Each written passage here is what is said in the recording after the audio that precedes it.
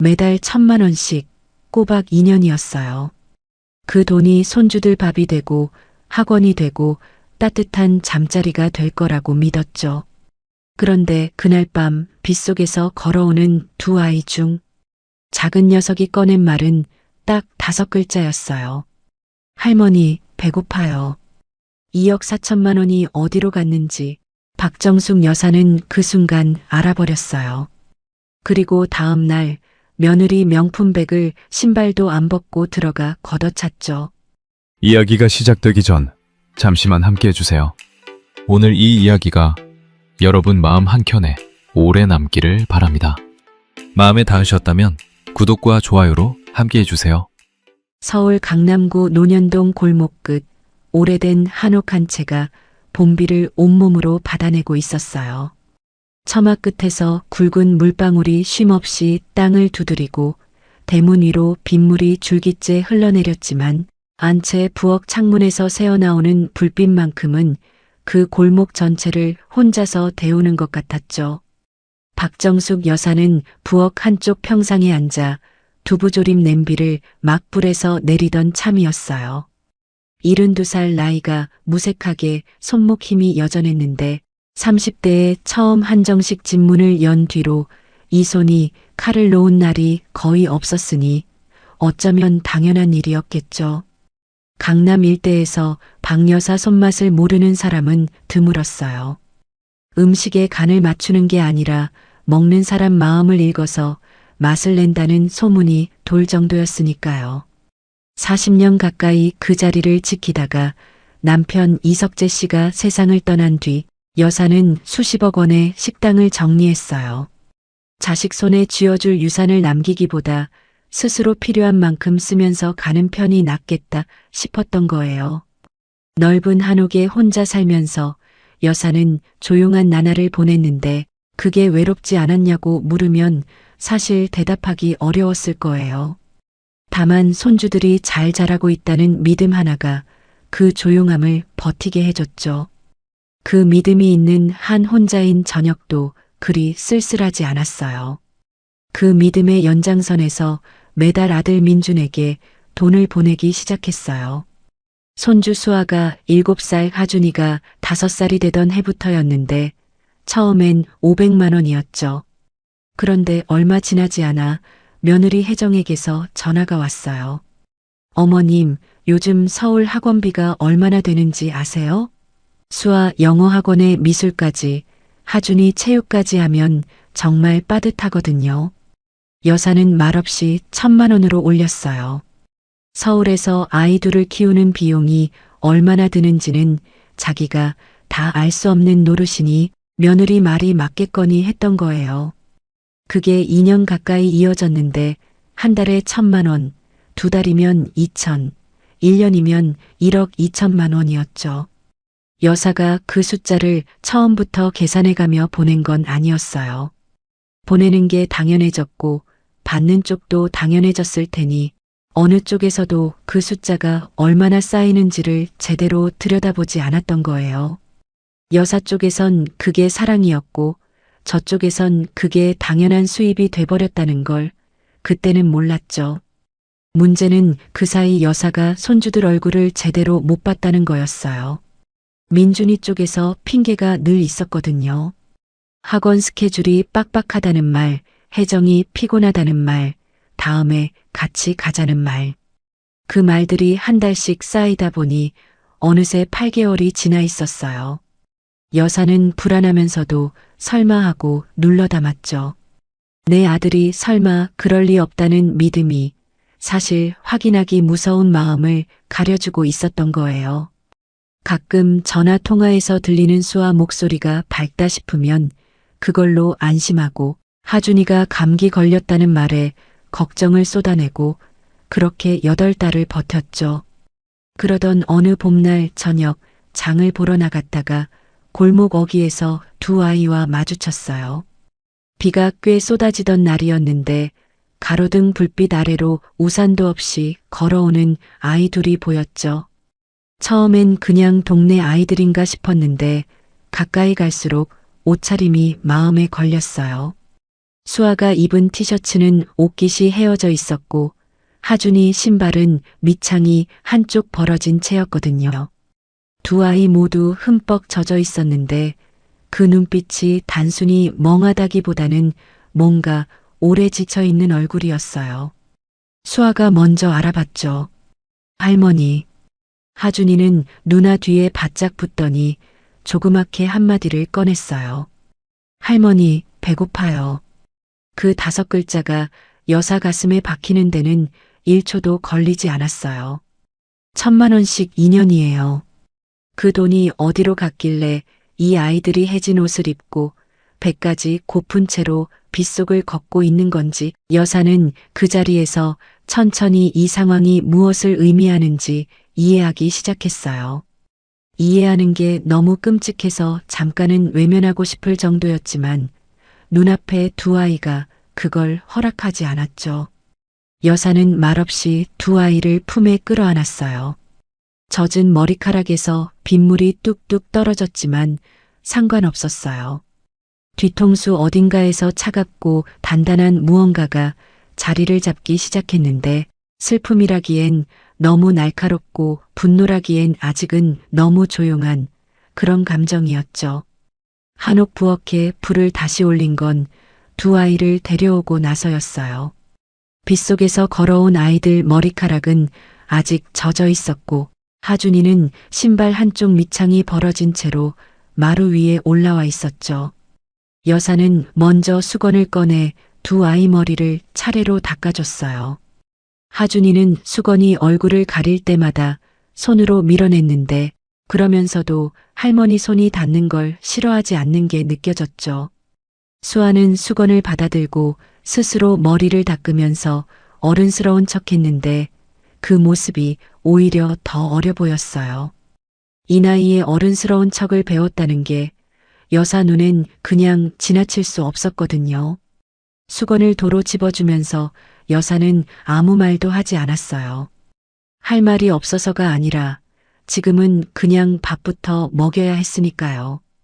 이 아이한테 해줄 수 있는 말은 나중에 얼마든지 할 수 있었지만 따뜻한 밥 한 그릇은 지금 이 순간이 아니면 안 되는 일이었죠.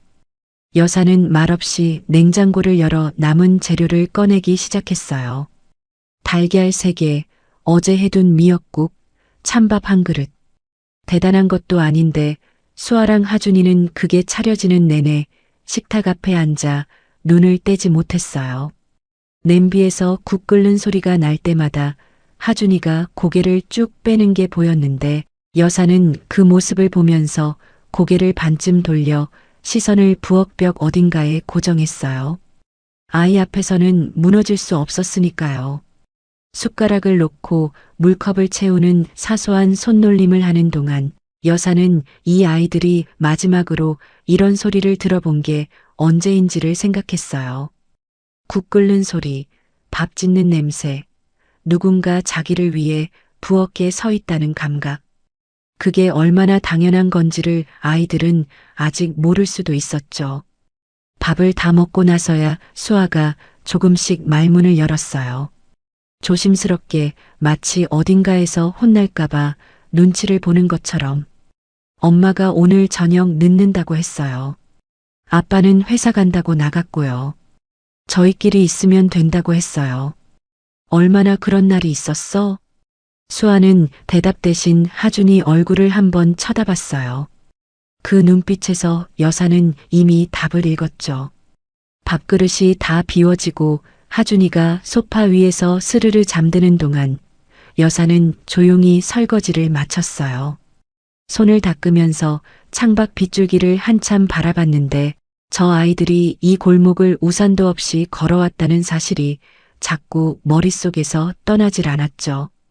이 골목을 혼자 걸어온 두 아이의 발걸음이 어땠을지, 그게 오늘 처음이 아니었을 수도 있다는 생각이 들자 손이 잠깐 멈췄어요. 혜정이 들어온 건 밤 10시가 넘어서였어요. 손에는 백화점 쇼핑백 2개, 어깨에는 여사도 이름을 알만한 명품 가방이 걸려 있었는데 현관문을 열고 들어오다가 어머니와 마주친 혜정은 딱 한 박자 굳었어요. 그러더니 금방 표정을 풀고 웃으면서 말했죠. 어머님, 갑자기 오셨어요? 미리 말씀하시지 그러셨어요. 여사는 그 말에 바로 받아치지 않았어요.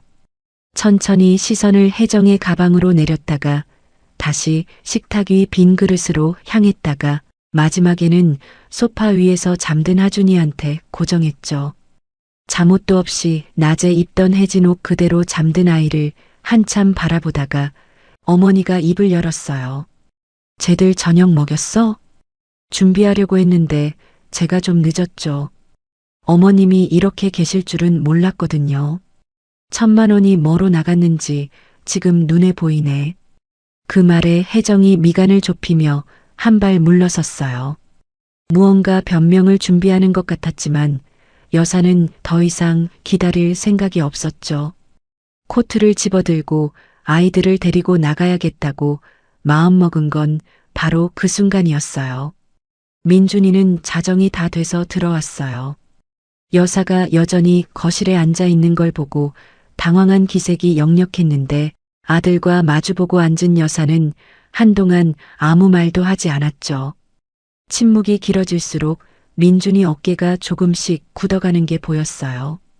형광등 불빛 아래 아들 얼굴을 이렇게 오래 바라본 게 얼마만인지 몰랐는데 그 얼굴이 낯설다는 생각이 드는 게 슬펐죠. 아들이 먼저 입을 열었는데 그 첫 마디가 어머니, 뭔가 오해하신 것 같은데요 였어요. 오해. 그 단어를 듣는 순간 여사 눈에서 뭔가가 꺼지는 것 같았어요. 따뜻하게 타이르려던 마음이 그 한 단어에 그만 싹 가라앉았죠. 오해? 수아가 해진 옷 입고 빗속을 걸어 다니는 게 하준이가 할머니한테 배고프다고 하는 게 오해야? 민주는 대답을 못했어요. 혜정이 옆에서 어머님, 우리 살림이 어떻게 돌아가는지 다 아세요? 라고 끼어들었지만 어머니는 그 말도 끝까지 듣지 않았어요. 그날 밤 두 아이를 데리고 논현동 한옥으로 돌아온 건 화가 나서가 아니었어요. 그 집에 아이들을 두고 가면 안 된다는 게 뼛속까지 느껴졌기 때문이었죠.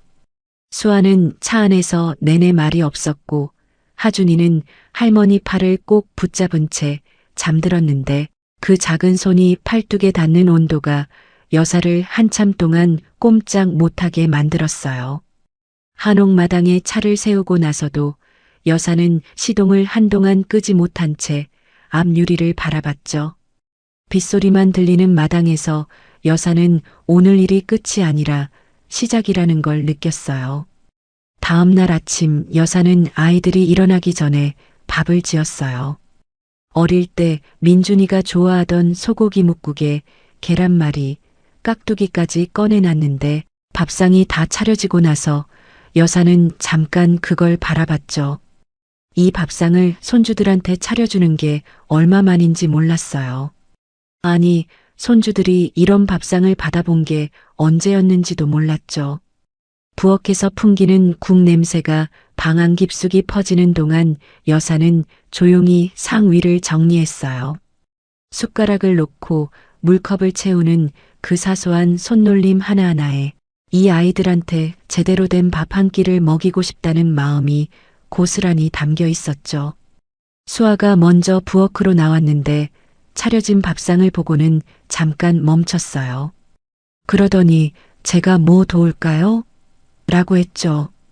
7살 때였다면 그냥 뛰어와서 앉았을 텐데 어느새 이렇게 자리를 살피는 아이가 됐구나 싶었어요. 여사는 됐어. 앉아라고 했는데 그 말이 나오면서 목이 조금 메는 걸 느꼈어요. 하준이는 국 냄새를 맡았는지 불이 나게 달려나왔고요. 밥을 먹는 동안 여사는 아이들한테 이런저런 걸 물었어요. 학교에서 뭐가 제일 재미있는지, 친구는 잘 사귀었는지. 수아는 처음엔 단답으로 대답하더니 슬슬 말이 길어졌는데 그 얼굴이 밥 먹는 내내 조금씩 풀리는 게 보였죠. 하준이는 계란말이를 2손으로 집어먹으면서 또 저열을 3번이나 했어요. 여사는 그 모습을 보면서 밥상 차려주는 일이 이렇게 많은 의미를 담을 수 있다는 걸 새삼 실감했어요. 그리고 이 아이가 이런 밥상을 마지막으로 받아본 게 언제인지를 생각하자 목 어딘가가 조여드는 것 같았죠. 오전이 되면서 민준이한테 문자가 먼저 왔어요. 어머니, 애들 보내주세요. 오늘 일정 있어요. 여사는 읽고 답장하지 않았어요. 잠시 후 전화가 왔죠. 어머니, 애들 지금 저한테 보내주세요. 오늘 주말이야. 그래도 일정이 있어요. 혜정이랑 약속 잡은 게 있어서요. 여사는 전화기를 내려놓고 창밖을 한참 봤어요. 간밤에 비가 그쳤는지 골목바닥이 촉촉하게 젖어 있었는데 그 위로 이른 봄 햇살이 내려앉고 있었죠. 이 아들이 지금 아이들 걱정을 하는 건지, 자기 불편함을 해소하려는 건지 그 경계가 너무 흐릿하게 느껴졌어요. 사실 경계를 따지는 것 자체가 이미 슬픈 일이었는데 여사는 그 슬픔을 잠깐 옆에 밀어두고 결정을 내렸어요. 아이들을 하루 더 데리고 있기로 했죠. 민준이가 다시 전화해서 목소리를 높였지만 여사는 짧게 한마디만 했어요. 밥은 내가 먹인다. 내가 걱정할 것 없어. 그날 오후 여사는 수아를 옆에 앉혀놓고 전을 부치는 법을 가르쳐 줬어요. 처음에 수아가 저 이거 잘 못하는데요 라고 했는데 여사가 못하면 배우면 되지라고 하자 슬그머니 앞치마를 고쳐맸죠. 하준이는 반죽 그릇 앞에서 두 손을 다 넣겠다고 버텼는데 결국 두 손이 반죽 범벅이 됐어요. 부엌이 한바탕 시끌벅적해지는 동안 여사는 내내 한 가지를 생각하고 있었어요. 이 아이들이 이런 시간을 마지막으로 가진 게 언제였을까 하고요. 웃으면서 손이 더러워지는 걸 두려워하지 않는 하준이를 보면서 여사는 이게 당연한 거라는 걸, 그리고 이 당연한 게 이 아이들한테 얼마나 없었는지를 동시에 생각했어요. 사흘째 되던 날 혜정이 직접 찾아왔어요. 전날 밤 여사한테 문자를 넣었을 때 여사가 내일 오세요라고만 짧게 답했거든요. 혜정은 현관에서부터 목소리가 높았죠. 어머님, 이러시면 곤란해요. 우리 아이들이에요. 안다. 그래서 내가 더 가슴이 아프지. 저희 나름대로 최선을 다하고 있어요. 어머님이 모르시는 게 있거든요. 최선? 1,000만 원이 쇼핑백으로 돌아오는 게 최선이야? 혜정이 잠깐 말을 멈췄어요. 그러더니 한 발 다가서면서 목소리를 낮췄는데 그게 오히려 더 서늘하게 들렸죠. 혜정은 아마 이 말이 변명이 아니라 사실이라고 생각했을 거예요. 그게 더 문제였지만요. 어머님이 보내주신 돈으로 우리가 이 생활 수준을 유지하고 있는 거 아시잖아요. 민준이 체면도 있고 제 체면도 있어요. 그 말을 들은 여사는 한동안 아무 말도 하지 않았어요. 분노가 없었던 게 아니에요. 다만 그 분노가 어찌나 차갑게 가라앉던지 굳이 목소리를 높일 필요조차 느끼지 못했죠. 결국 한마디를 건넸는데 그게 혜정의 얼굴을 하얗게 만들었어요. 그 체면 때문에 내 손주가 밥을 굶은 거야. 혜정이 돌아간 뒤 여사는 전화기를 집어들었어요. 평소 알고 지내던 지인 황인숙 씨가 떠올랐거든요. 황인숙 씨 남편이 오래전 판사 출신이라 이쪽 방면으로 아는 사람이 있을 거라는 생각이었죠. 인숙 씨, 아동복지법에서 양육비 유용이 어디까지 문제가 되는지 알고 싶어. 아는 분 좀 소개해 줄 수 있어? 전화기 너머로 잠깐의 침묵이 흘렀어요. 황인숙 씨가 조심스럽게 물었죠. 정숙 씨, 무슨 일이야? 여사는 그날 처음으로 그 모든 걸 천천히 말로 풀어놨어요. 말을 하는 동안 골목 저녁 햇살이 창문으로 길게 들어왔다가 조용히 사라졌어요. 황인숙 씨가 법률구조공단 상담을 연결해 준 건 전화 통화 이틀 뒤였어요. 여사보다 6살 아래지만 이런 일에서는 발이 빠른 사람이었는데 연결을 잡아주면서 짧게 한마디를 덧붙였죠. 정숙 씨, 이거 그냥 넘길 문제가 아닌 것 같아. 잘 생각한 거야. 사흘 뒤에 만난 변호사는 오정연이라는 40대 여성이었어요. 아동복지 전문으로 꽤 이름이 알려진 분이었는데 여사 이야기를 노트에 받아 적으면서 중간중간 눈살을 좁혔죠. 상담실 창밖으로 오후 햇살이 조용히 들어오는 동안 두 사람의 대화는 2시간이 넘게 이어졌어요. 오 변호사는 여사가 말하는 내내 중간에 끊지 않았어요. 다 듣고 나서 잠깐 노트를 내려다보더니 천천히 정리를 해줬죠. 박 여사님, 지금 상황을 법적으로 보면 몇 가지가 걸려요. 첫째는 아동방임이에요. 보호자가 있는 상태에서 미성년자가 반복적으로 음식을 제공받지 못하고 보호 없이 방치된 정황이 있으면 아동복지법 위반이 될 수 있거든요. 둘째는 양육비 유용인데 손주 양육 목적으로 보낸 돈이 명품 소비에 쓰였다면 민사소송으로도 충분히 갈 수 있어요. 증거가 필요하겠죠? 있으면 훨씬 빠르게 움직일 수 있어요. 카드 내역, 아이들 생활 상태 기록, 그리고 수아 진술이 가장 힘이 될 것 같아요. 여사는 집에 돌아와서 조용히 앉아 있었어요. 수아한테 어른 일에 증인으로 나서달라고 부탁하는 게 마음에 걸렸거든요. 아이를 보호하자고 시작한 일이 오히려 아이한테 짐을 지우는 방향으로 흘러가는 게 싫었죠. 그렇다고 아무것도 안 하면 아이들이 다시 그 집으로 돌아가야 했고요. 여사는 그날 밤 한참을 부엌에 앉아 식어가는 차를 앞에 두고 움직이지 못했어요. 부엌 형광등 불빛이 유독 차갑게 느껴지던 밤이었는데 그럼에도 마음속 한쪽에서는 이미 방향이 정해지고 있다는 게 느껴졌죠. 여사는 오래 살면서 배운 게 있다면 망설임이 길수록 잃는 게 많다는 거였어요. 민준이한테 연락이 온 건 그 다음 날이었어요. 이번엔 혼자가 아니라 혜정이랑 같이였는데 두 사람 표정이 이전과는 달랐어요. 뭔가 준비를 해온 것 같다는 느낌이 첫눈에 들었죠. 어머니, 저희도 할 말이 있어서요. 변호사 선임했어요. 여사는 아무 표정 변화 없이 그 말을 받았어요. 민준이가 계속 이야기했죠. 어머니가 저희 동의 없이 아이들을 데려가신 거잖아요. 그쪽에서 법적으로 문제 삼으면 저희도 가만히 있을 수 없어요. 그냥 애들 보내주시면 되는데 왜 이렇게까지 하세요? 그 말이 끝나는 순간 여사가 처음으로 웃었어요.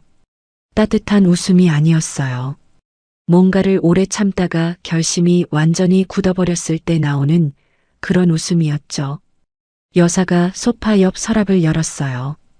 그 안에서 봉투 하나를 꺼내 테이블 위에 올려놨는데 봉투 안에는 지난 2년치 이체 내역 출력본과 혜정 카드 명세서 사본이 들어 있었어요. 통장 이체일과 명세서 날짜가 나란히 맞아떨어지는 게 한눈에 알아볼 수 있게 정리돼 있었죠. 방안이 한동안 조용해졌어요. 혜정이 봉투를 한번 내려다보고 눈을 돌렸고 민준이는 입을 열려다 다시 닫았어요. 나도 준비했어. 그 말이 끝난 뒤에도 한동안 아무 말이 없었는데 그 침묵이 변명 10마디보다 훨씬 많은 걸 말해줬어요. 여사는 봉투를 다시 집어들면서 낮게 말했죠. 이건 내일 오정연 변호사한테 전달된다. 그 뒤는 법이 알아서 해. 두 사람이 자리에서 일어나 나가는 뒷모습을 보면서 여사는 오래전 민준이가 처음 걸음마를 떼던 날을 떠올렸어요. 손을 잡아주면 잘 걷다가 놓으면 자꾸 넘어지던 아이였죠. 그때는 넘어지면 일으켜 세워주면 됐는데 지금 이 넘어짐은 여사가 일으켜줄 수 있는 게 아니었어요. 스스로 일어서야 하는 것, 그걸 기다리는 것밖에는 할 수 없다는 게 이렇게 아플 줄은 몰랐죠. 대문이 닫히는 소리가 유독 크게 들렸어요. 여사는 그 소리가 사라지고 나서도 한동안 거실에 그대로 앉아 있었어요. 일어설 이유가 없어서가 아니라 이 무게를 좀 더 느끼고 나서 움직이고 싶었기 때문이었죠. 민준이가 왜 그 선을 넘어버렸는지 여사는 그 이유를 어렴풋이 알 것도 같았어요. 체면이 밥보다 중요해지는 순간이 사람한테 오는 거라는 걸, 그게 아들한테도 왔었던 거겠죠. 알면서도 막지 못했다는 게 어쩌면 여사 자신의 몫이기도 했어요. 봉투가 오정현 변호사한테 전달되고 이틀 뒤 아동보호 전문기관 담당자가 여사 집에 방문했어요. 오 변호사가 미리 연계 신고를 넣어둔 덕분이었는데 담당자는 30 중반쯤 되어 보이는 여성이었어요. 여사가 문을 열자 담당자는 조용히 인사를 하고 들어왔는데 수아랑 하준이 상태를 파악하는 동안 내내 차분했어요. 아이들한테 겁을 주지 않으면서도 필요한 걸 꼼꼼히 확인해가는 모습이 여사한테는 고마웠죠. 담당자가 돌아간 뒤 여사는 한동안 거실에 앉아 있었어요. 이게 법적 절차의 시작이라는 걸 머리로는 알면서도 내 손주 이야기가 서류 한 장에 담겨 어딘가로 넘어가는 일이 묘하게 낯설게 느껴졌거든요. 보호하기 위해서 시작한 일인데 그 과정이 이렇게 공식적인 언어로 바뀌어가는 게 가슴 한쪽을 서늘하게 했죠. 그 주 후반 기관 담당자가 수아의 학교 담임 선생님과 연락을 취했다는 소식이 왔어요. 거기서 나온 기록이 여사를 멈추게 했죠. 수아가 최근 몇 달 사이 도시락을 가져오지 못한 날이 종종 있었고 하준이는 복지관 급식 지원 대상으로 올라온 적이 있다는 기록이었거든요. 여사는 그 이야기를 전달받으면서 처음으로 눈물을 흘렸어요. 집에 혼자 있을 때였는데 한참을 아무것도 못하고 그냥 그 자리에 있었죠. 2년 동안 1,000만 원씩 보낸 그 돈이 이 아이들 밥 한 끼가 되지 못했다는 게 실감으로 느껴진 건 그때가 처음이었어요. 통장 숫자를 볼 때는 몰랐던 게 담임 선생님 기록 한 줄에서 비로소 무게로 다가온 거였죠. 여사는 젖은 눈으로 부엌 창밖 골목을 한참 바라봤어요. 아이들이 매일 걸어 다녔을 그 골목이 오늘따라 다르게 보였어요. 수아한테 어떻게 설명할지는 그 다음 날까지도 마음에 걸렸어요. 저녁에 여사는 수아를 부엌으로 불러 나란히 앉았어요. 대화를 유도한 게 아니라 그냥 옆에 같이 있는 것 자체로 시작했죠. 부엌 창문 밖으로 저녁 골목이 조용히 어두워지는 걸 둘이 나란히 바라보다가 수아가 먼저 꺼냈어요. 할머니, 나 학교에서 가정환경 조사지 쓰는 게 무서웠어요. 우리 집이 이상한 거 들킬까 봐요. 이상한 게 아니야. 힘들었던 거지. 근데 왜 제가 힘들면 안 되는 것 같았죠? 여사는 그 말을 듣고 잠깐 눈을 감았어요. 이 아이가 힘든 걸 들키면 안 된다는 생각을 스스로 하면서 살아왔다는 게 가슴 한쪽을 아프게 눌렀죠. 여사는 수아 손을 잡고 천천히 말했어요. 힘들면 힘들다고 해도 돼. 수아야, 그거 말할 수 있는 데가 있어야 하는 거야. 그게 여기야. 그 말이 끝나고 수아가 처음으로 여사 어깨에 기댔어요. 아무 말 없이요. 여사는 그 무게를 느끼면서 한동안 움직이지 않았죠. 가볍다면 가벼운 무게였는데 이상하게 그게 어느 때보다 묵직하게 느껴졌어요. 이 아이가 이걸 누군가한테 기대도 된다는 걸 이제야 알아가고 있다는 생각이 들었거든요. 민준이 쪽에서 변호사가 공식 연락을 해온 건 그로부터 사흘 뒤였어요. 여사가 아이들을 동의 없이 데려간 것을 문제 삼겠다는 내용이었는데 오 변호사는 예상했다는 듯 담담하게 받아쳤죠. 기관 조사 기록이 나오면 저쪽 주장이 힘을 잃을 거예요. 지금은 흔들리지 않는 게 제일 중요해요. 박 여사님. 여사는 흔들리지 않으려 했어요. 그런데 솔직히 말하면 민준이가 변호사까지 세워서 맞서는 그 장면이 마음 어딘가를 찢어놓는 것 같았죠. 분노가 아니라 슬픔이었어요. 20대에 민준이가 처음 걸음마를 떼던 때 손을 잡아줬던 사람이 자기였는데 지금 그 아들이 반대편에 서 있다는 게 아무리 눌러도 아팠어요. 그게 맞는 방향이라는 걸 알면서도 아프다는 두 감정이 같이 있을 수 있다는 걸 여사는 이 시절에 배우고 있었죠. 그로부터 며칠이 흘렀어요. 여사는 혼자 있는 시간이 늘었는데 그게 외롭다기보다는 안으로 가라앉는 시간이었어요. 수아가 어깨를 기댔던 그 무게가 자꾸 떠올랐고 기관 담당자가 전달해준 학교 기록이 머릿속에서 지워지지 않았죠. 싸우고 있는 건데 이상하게 싸운다는 느낌보다 버티고 있다는 느낌이 더 강했어요. 황인숙 씨가 여사 집에 다시 들른 건 바로 그 무렵이었어요. 정숙 씨, 지금 어때? 괜찮아. 거짓말은. 여사가 조용히 웃었어요. 오랜 친구 앞에서는 괜찮은 척이 오히려 우스웠죠. 민준이가 변호사 세운 거 알잖아.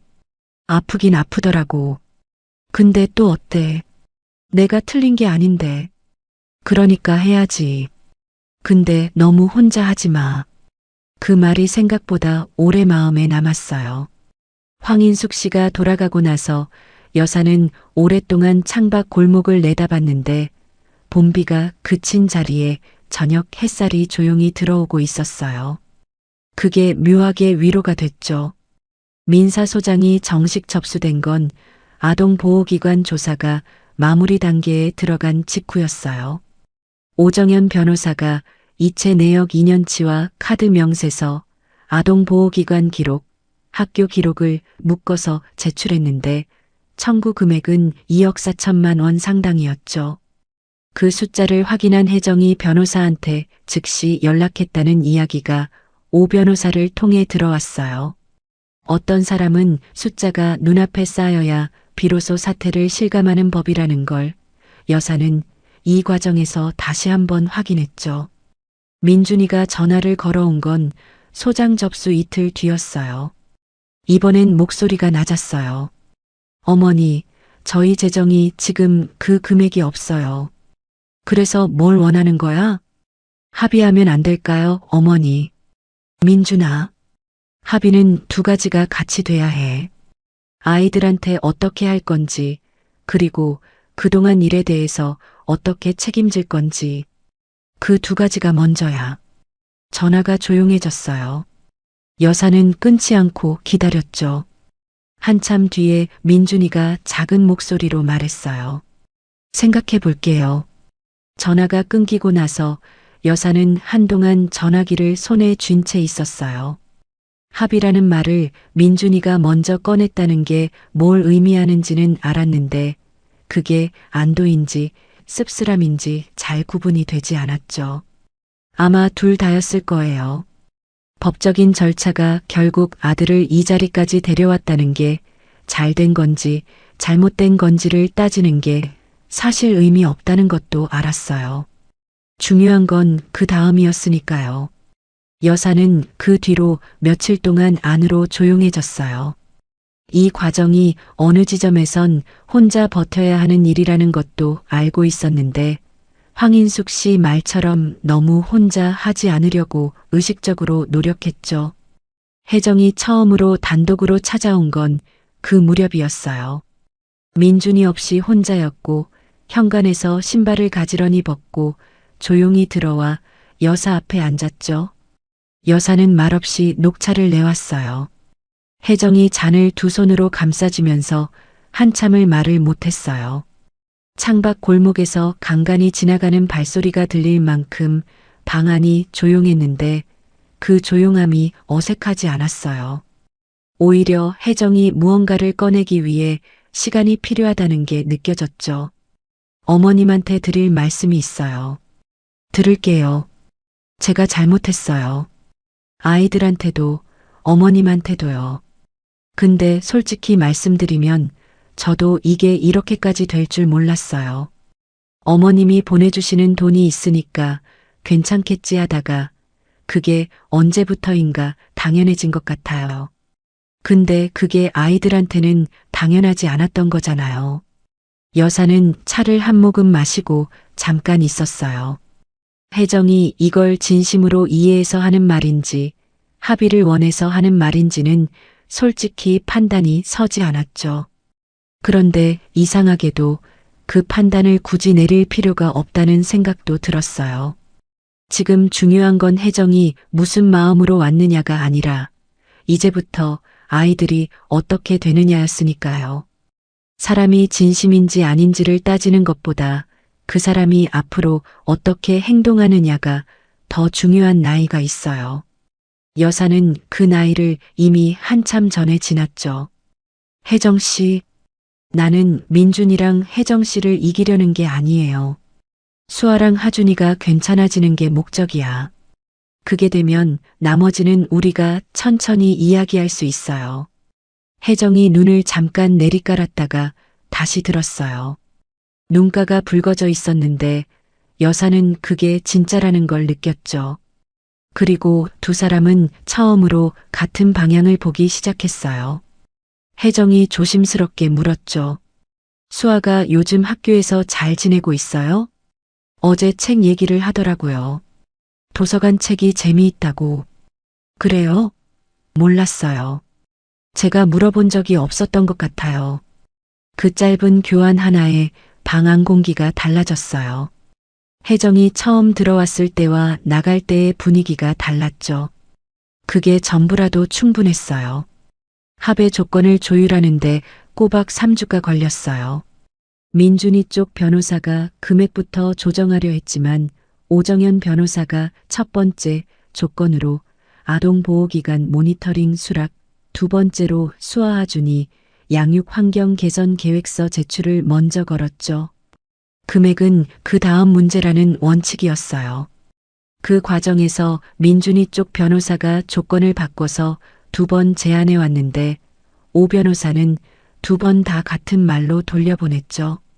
이쪽 원칙은 변하지 않는다는 게 전달된 건 3번째 연락이 왔을 때였어요. 여사는 그 과정을 전달받으면서 이 일을 맡기를 잘했다는 생각이 들었어요. 혼자 했다면 중간에 어딘가에서 흔들렸을 게 분명했으니까요. 민준이가 여사 집에 와서 제대로 앉은 건 합의 조율이 막바지에 접어들던 무렵이었어요. 혜정 없이 혼자였고 들어오면서 말이 없었죠. 여사가 밥 먹겠냐고 묻자 고개를 끄덕였고 그래서 둘이 밥상을 마주했어요. 소고기 묵국에 밥, 반찬 2가지가 전부였는데 민준이는 말없이 먹었죠. 한동안 숟가락 소리만 나는 부엌에서 여사도 말을 꺼내지 않았어요. 이 아들과 이렇게 밥을 마주하는 게 얼마만인지 몰랐는데 이상하게 그 조용함이 어색하지 않았죠. 오래 싸운 두 사람이 밥상을 마주하면 이런 침묵이 생기는 건지 아니면 원래 이 부엌이 이런 온도를 가진 건지 여사는 구분하지 않기로 했어요. 민준이가 숟가락을 내려놓은 건 밥그릇이 반쯤 비었을 때였어요. 어머니, 죄송해요. 뭐가? 다요. 여사는 그 짧은 말에 뭐가 담겨 있는지 알았어요. 설명도 없고 변명도 없는 그냥 오래 쌓인 피로 같은 사과였죠. 여사는 더 몰아붙이지 않았어요. 밥 먹어. 두 사람이 다시 숟가락을 드는 동안 부엌이 조용했어요. 봄이 지나고 초여름이 시작되는 즈음이었는데 부엌 창문으로 들어오는 바람이 이전보다 부드럽고 따뜻해져 있었죠. 여사는 그 바람을 느끼면서 오래 긴장하고 있었다는 걸 처음 실감했어요. 긴장이 풀리는 게 아니라 그냥 지금 이 순간만큼은 숨을 쉬고 있다는 게 느껴졌달까요? 민준이도 그 바람을 느꼈는지 창문 쪽을 한번 봤는데 그 옆 얼굴이 여사가 기억하는 어릴 적 아들 얼굴과 겹쳤어요. 그 얼굴이 이렇게 지쳐 있다는 걸 여사는 오늘 처음 제대로 봤죠.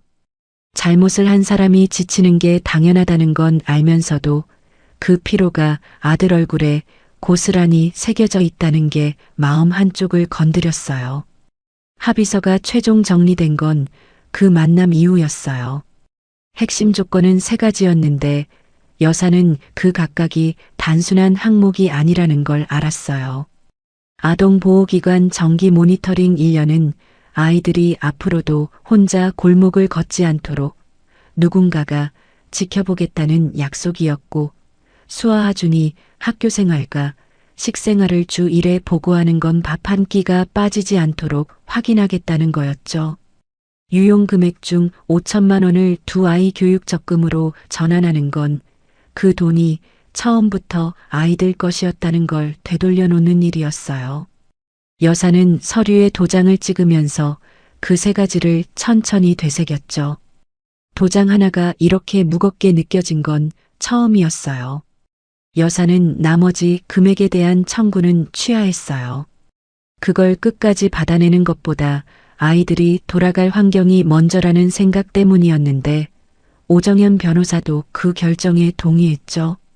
박 여사님, 보통은 이런 상황에서 금액을 끝까지 붙잡으시는 분들이 많은데 잘 결정하셨어요.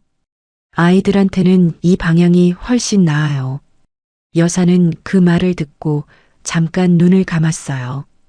이 모든 게 끝났다는 실감보다는 이제 시작이라는 생각이 먼저 들었죠. 아이들이 돌아갈 환경이 정말 나아지는지는 앞으로 지켜봐야 할 일이었어요. 합의서 한 장이 모든 걸 바꾸지는 않는다는 걸 여사는 충분히 알고 있었거든요. 그래도 이 한 장이 없었다면 아무것도 시작되지 않았을 테니 그걸로 충분하다고 생각했어요. 논현동 골목에 초여름 햇살이 들어오고 있었는데 그 빛이 오늘따라 조금 더 따뜻하게 느껴졌죠. 합의가 끝나고 나서 여사는 이상하게 허전했어요. 뭔가 오래 힘줬던 게 갑자기 풀리면서 오는 그 허전함이었는데, 황인숙 씨한테 전화했더니 그거 잘 됐다는 증거야 라고 했죠. 맞는 말 같기도 하고 실감은 아직 나지 않는 말 같기도 했어요. 이런 걸 홀가분하다고 해야 하는지 허전하다고 해야 하는지 둘 다인 것 같기도 했죠. 수아랑 하준이는 여사 집에서 한 달을 더 있다가 민준이 집으로 돌아갔어요. 아동보호기관 담당자가 환경 점검을 먼저 마친 뒤에 이루어진 거라 여사도 충분히 확인하고 보낼 수 있었죠. 떠나기 전날 수아는 여사 옆에서 내내 설거지를 도왔어요. 누가 시킨 것도 아닌데 접시를 건네고 행주로 물기를 닦고 여사가 냄비를 선반에 올리면 다음 냄비를 들어서 기다리고 있었죠. 두 사람이 부엌에서 나란히 움직이는 동안 별말이 없었는데 그 조용함이 불편하지 않았어요. 오히려 그런 시간이 생긴 것 자체가 다행이라는 생각이 들었죠.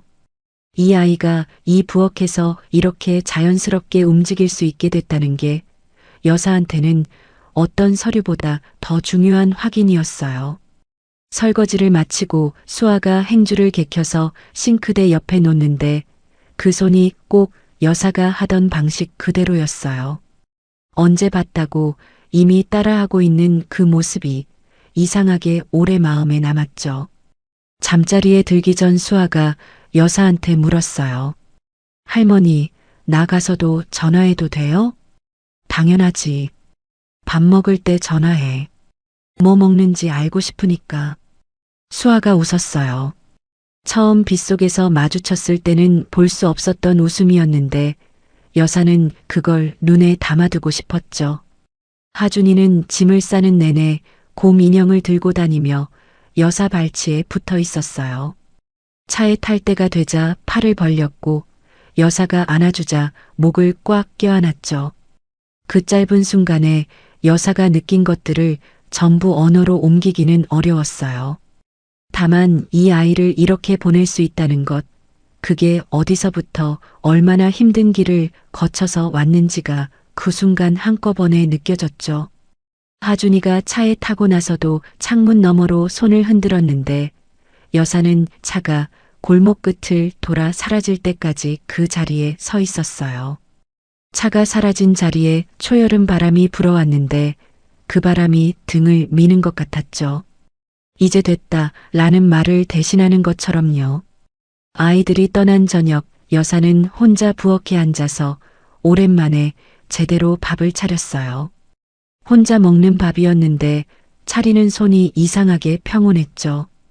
오래 긴장하고 있다가 처음으로 진짜 숨을 내쉬는 것 같은 그런 저녁이었어요. 밥을 다 먹고 나서 여사는 한동안 빈 그릇 앞에 앉아 있었는데 그 시간이 조용하고 무겁지 않았어요. 이 고요함이 이제는 외롭지 않다는 걸 여사도 알 수 있었죠. 한 달 뒤 오 변호사로부터 연락이 왔어요. 민준이 쪽 합의 이행이 순조롭게 진행 중이고 수아학교 담임 선생님 쪽 보고도 안정적이라는 내용이었죠. 마지막에 오 변호사가 조용히 덧붙였어요. 박 여사님, 처음에 이 사건 받았을 때 솔직히 감정이 많이 실려 있어서 어렵겠다 싶었거든요. 근데 이 결과 잘 됐어요. 여사님이 끝까지 아이들을 중심에 두셨기 때문이에요. 여사는 전화를 끊고 한참을 창밖을 봤어요. 논현동 골목에 초여름 햇살이 넘치게 들어오고 있었는데 처마 끝 빗물이 뚝뚝 떨어지던 그 봄밤이 아주 오래전 일처럼 느껴졌죠. 그런데 하준이가 그날 배고파요라고 했던 그 목소리는 아직도 선명했어요. 잊히지 않는 게 아니라 잊으면 안 된다는 걸 몸이 알고 있는 것 같았죠. 여사는 자리에서 일어나 부엌으로 갔어요. 수아한테 전화해서 오늘 뭐 먹었는지 물어봐야겠다고 생각하면서요. 냉장고를 열다가 문득 웃음이 났는데 그게 참 오랜만에 나온 웃음이라는 걸 여사도 알았어요. 골목 어딘가에서 저녁바람이 불어왔고 처마 끝 풍경이 조용히 흔들렸어요. 그게 다였는데 그걸로 충분했죠.